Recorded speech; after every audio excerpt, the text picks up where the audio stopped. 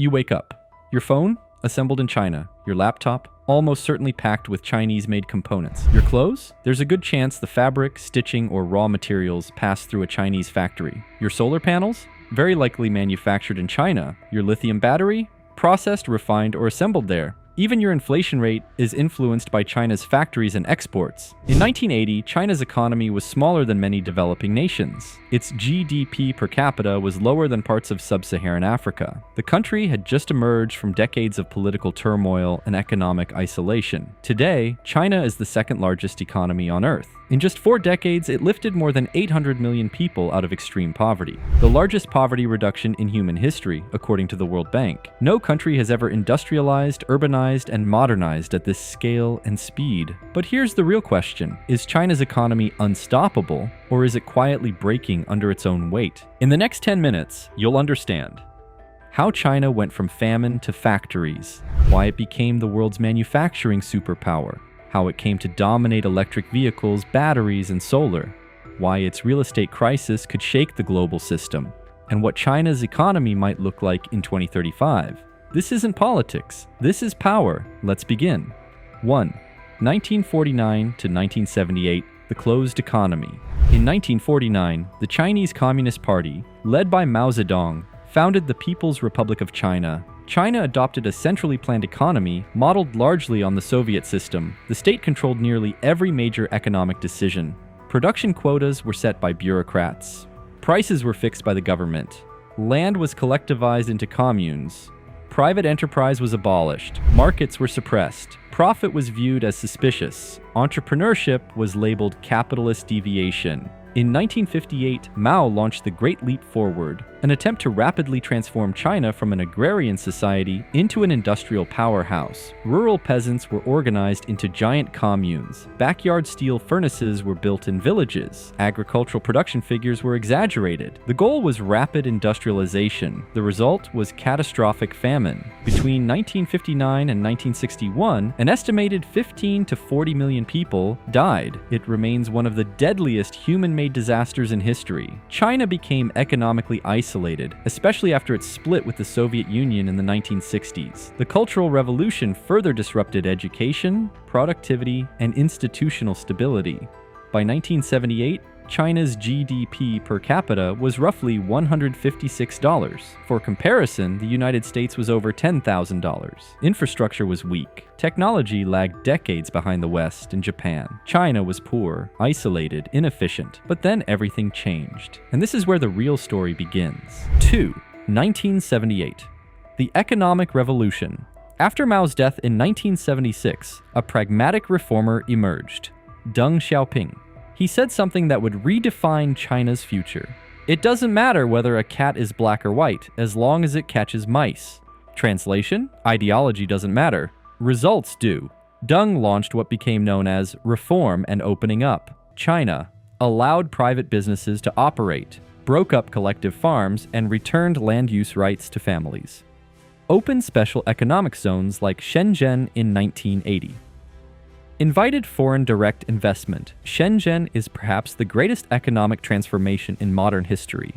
Once a fishing village of 30,000 people, it became a megacity of over 17 million, a hub for electronics, manufacturing, and tech innovation. Factories began producing goods not just for China, but for the entire world. Foreign companies saw an opportunity: cheap labor, massive scale, and government support. Western brands quietly moved production lines east. Supply chains rewired themselves around China. In 2001, China joined the World Trade Organization. That was a turning point. Exports exploded. Global corporations deepened their reliance on Chinese factories. Between 1980 and 2010, China's GDP grew at nearly 10% per year on average, a pace rarely sustained by any major economy. Hundreds of millions moved from rural farms into urban factories. Entire skylines appeared in a matter of years. Highways, ports, airports, and power plants were constructed at a pace the world had never seen. The Chinese government didn't just encourage growth, it engineered it. China became the factory of the world. 3.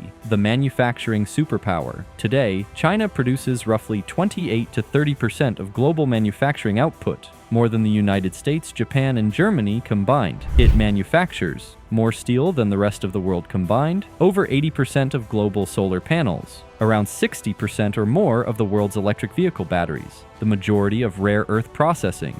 Rare earth elements are critical for missiles, smartphones, wind turbines, electric vehicles. China controls about 70% of global rare earth mining and over 85% of processing capacity. That is not just industrial dominance. That is strategic leverage. Companies like Huawei, BYD, Alibaba, Tencent help China dominate telecom, e-commerce, fintech, and electric vehicles. In 2023, BYD surpassed Tesla in total EV sales volume. Yes, the world's largest EV seller became Chinese. And this dominance didn't happen by accident. It was fueled by subsidies, state planning, export credits, and long-term industrial policy. While other countries debated quarterly earnings, China invested in decades-long supply chain control. But here's the hidden vulnerability. 4. The debt and real estate problem. For nearly 2 decades, China's growth model relied heavily on infrastructure, construction. Real estate, and related sectors account for roughly 25 to 30% of China's GDP. That's enormous.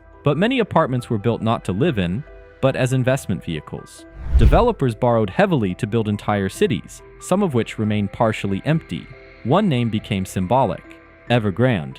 In 2021, Evergrande carried over $300 billion in liabilities. It defaulted. Global markets reacted. Investors panicked. Then came Country Garden, another giant under pressure. China now faces property oversupply, falling home prices, weak consumer confidence, massive local government debt. Total debt across government, corporate, and household sectors exceeds 280% of GDP. Local governments relied on land sales to fund budgets. When property slowed, their revenues shrank. Construction halted, confidence weakened. And when confidence drops in real estate, in a country where property is the main store of wealth, consumption slows too. History offers warnings. In the 1980s, Japan experienced a massive property bubble. When it burst, Japan entered decades of stagnation. Can China avoid that fate? 5. The demographic time bomb. China's population peaked in 2022. It is now shrinking. The one-child policy, introduced in 1979 and relaxed decades later, created long-term consequences: an aging population, fewer young workers, a rising dependency ratio. By 2035, over 30% of China's population could be over 60. Economic growth requires workers, productivity, innovation. If the workforce shrinks, growth slows. China's annual growth has fallen from double digits to around 5% or lower. Fewer young workers also mean higher labor costs. That challenges China's old advantage of cheap manufacturing. Some factories are moving to Vietnam, India, and Mexico. The global supply chain is slowly diversifying. So what is China doing? 6. The future, technology, AI, and self-reliance. Under Xi Jinping, China has emphasized technological self-sufficiency. Why? Because of US export restrictions on advanced semiconductor chips and manufacturing equipment. China is investing hundreds of billions of dollars into semiconductors, artificial intelligence, robotics, aerospace, green energy. It already leads in EV battery production, solar installation capacity, 5G infrastructure, high-speed rails over 40,000 kilometers, the world's largest network. Entire innovation clusters are forming in cities like Shenzhen and Hangzhou. Universities are producing engineers at scale. Venture capital flows into AI startups. The government is determined not to be dependent on foreign chip makers. The question becomes, what happens if China wins the AI race? Power shifts, economically and geopolitically. 7. Will China overtake the United States? China's nominal GDP stands around $17 to $18 trillion. The United States exceeds $25 trillion. Some projections once predicted China would surpass the US by 2030. Now many forecasts push that timeline to 2035 to 2045. Some analysts believe it may never happen. China faces high debt, demographic decline, geopolitical tensions, supply chain decoupling. But it also possesses massive industrial capacity, strong state coordination, a 1.4 billion consumer market, long-term strategic planning. China thinks in decades, not quarters. Its leadership tolerates short-term pain for long-term positioning. Infrastructure is built ahead of demand. Industries are supported even when unprofitable, until they dominate globally. Conclusion: the real question. China's economy is not collapsing. It is transforming. The question is not, will China grow? The question is, At what cost? At what speed? And under what system? China's rise reshaped global trade, inflation, wages, and technology. And its next move will shape the world again. Because economics isn't just numbers, it's power. And China understands that better than anyone.